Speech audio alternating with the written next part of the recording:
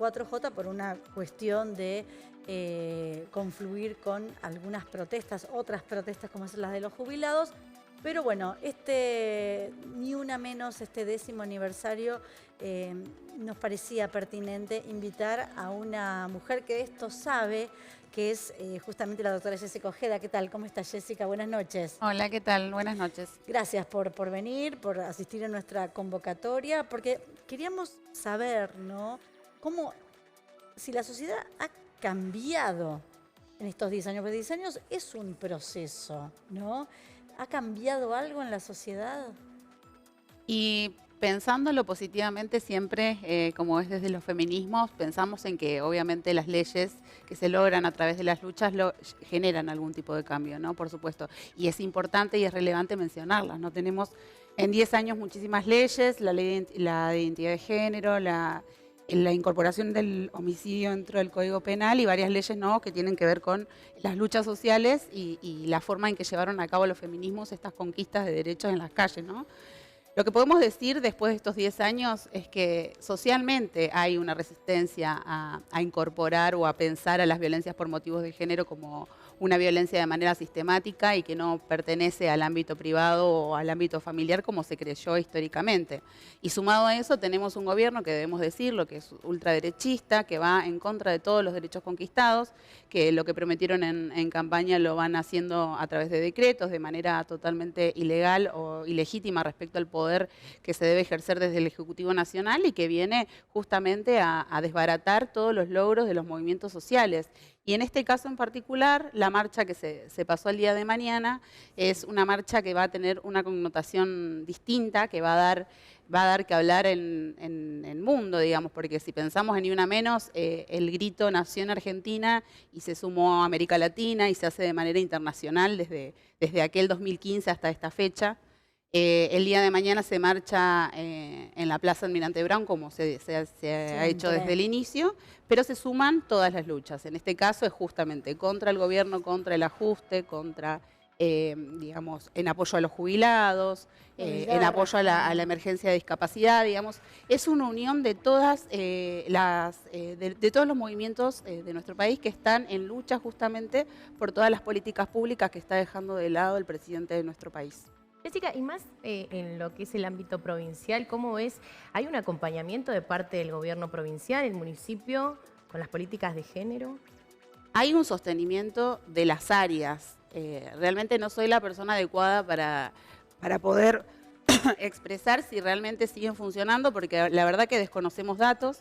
Otra de las cuestiones que se dejan de lado con la eliminación del Ministerio de Mujeres, Géneros y Diversidad del Poder Ejecutivo Nacional, sí, fue justamente el registro de datos, algo que se viene trabajando hace no mucho tiempo y que se había hecho mediante convenios entre municipio y provincia para poder registrar, porque no hay datos específicos estatales referidos a las violencias y porque hay una complejidad de recopilación de datos en ese sentido. Tenemos asociaciones civiles, organizaciones nacionales que realizan esa recopilación de datos como el observatorio Ahora que sí nos ven, Nosotras Podemos. Hay diferentes lugares, diferentes organizaciones sociales que realizan ese registro de manera más, digamos, más casera, más artesanal. El Ministerio de Mujeres, Géneros y Diversidad tenía en su momento ese registro. Ese ministerio se eliminó, por lo tanto se eliminaron los convenios, porque realizar un sistema informático también requiere de recursos del Estado, y si ese Estado no está presente para poder aportar ese tipo de herramientas presupuestarias, esas áreas desaparecen. Hoy desconocemos realmente los números, las cifras en nuestra provincia. Bueno, se dice de que hay un femicidio cada 26 horas. No, eso, claro, esto por eso decía sí, del observatorio Ahora que sí nos ven, Amnistía Internacional, bueno, son todos organismos que colaboran en la recopilación de datos y es algo difícil. Hoy estamos hablando de 2.827 femicidios en lo que va en estos 10 años, desde el primer Ni Una Menos a este de ahora. Estamos hablando de un promedio de un femicidio cada 30 horas aproximadamente. Pasa que por etapas va cambiando. Desde enero hasta mayo de este año tenemos 1.009 femicidios en solo 5 meses. Entonces, si pensamos en esa cifra, por supuesto que es alarmante.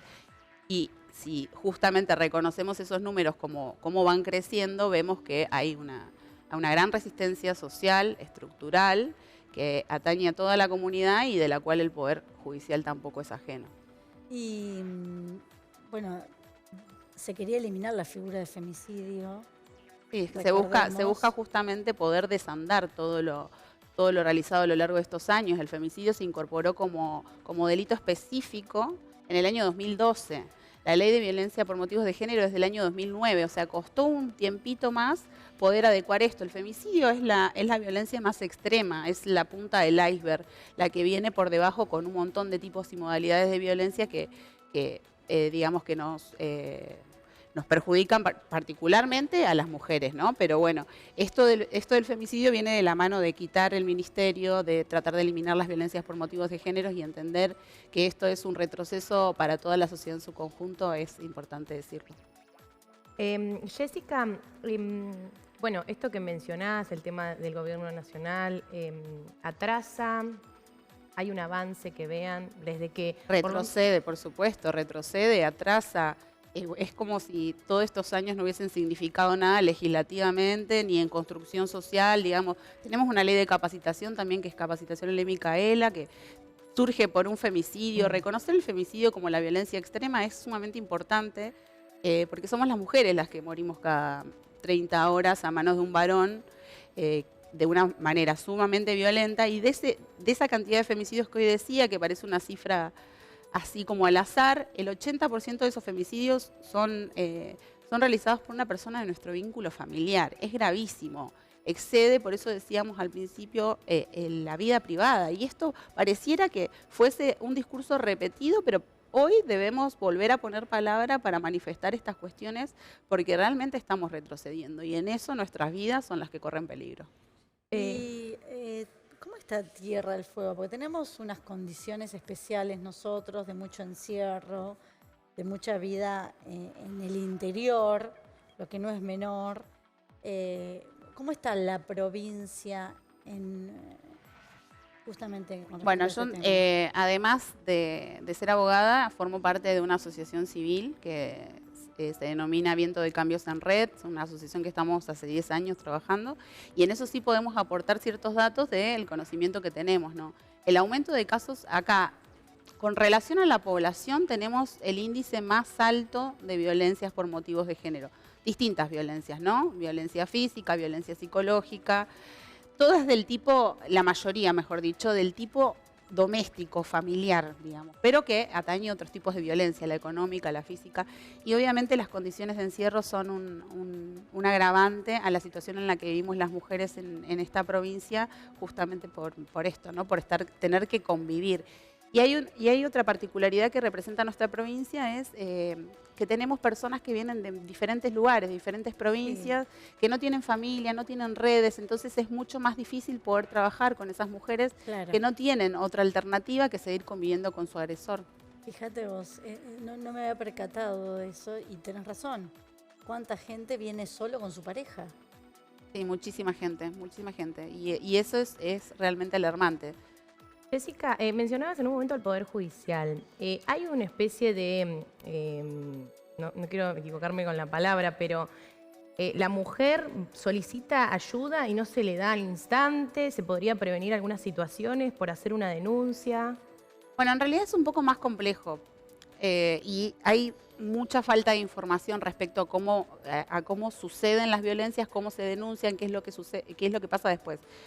En realidad las denuncias se pueden hacer en cualquier momento. En la Comisaría de Género y Minoridad de nuestra provincia es la que es competente, por decirlo de alguna forma, en todos los casos de violencia por motivos de género. Esa es una realidad, ¿no?, que logró Ni Una Menos. La Comisaría de Género específica, ¿no?, para tratar estos casos. En esos casos es esta comisaría. Si una persona acude a cualquier comisaría que pertenece a su domicilio, deberían trasladarla a la comisaría donde le van a tomar la denuncia, donde funciona un gabinete interdisciplinario que va a acompañar a la persona en el momento de denunciar y donde le tienen que dar información sobre sus derechos, sobre lo que implica un proceso judicial.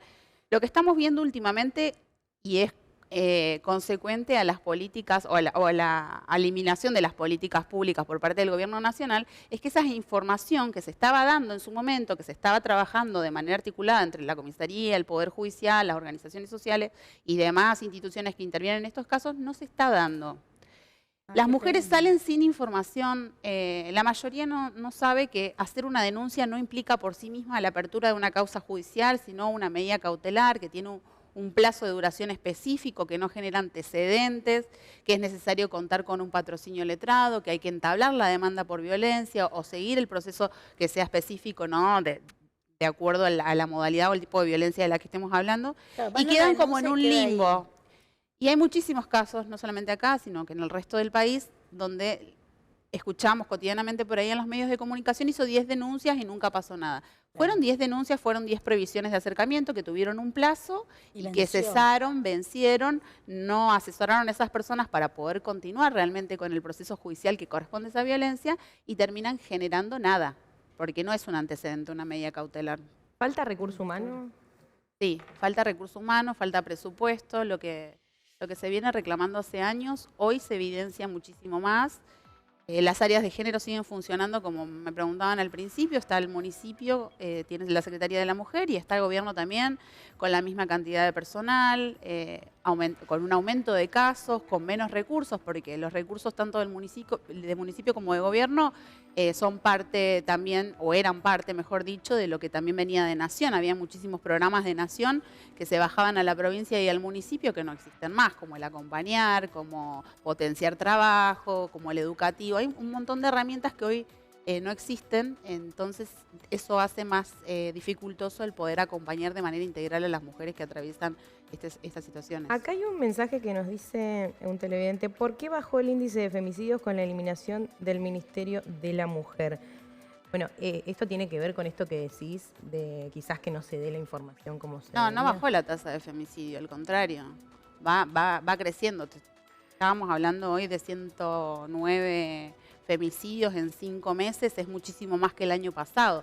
Las cifras en total van variando de acuerdo a la época por diferentes causas que generan ese tipo de femicidios. Pero además de esto hay también otra cuestión de la que no se habla, que tiene que ver con la calificación legal que le da el Poder Judicial a estos casos, ¿no?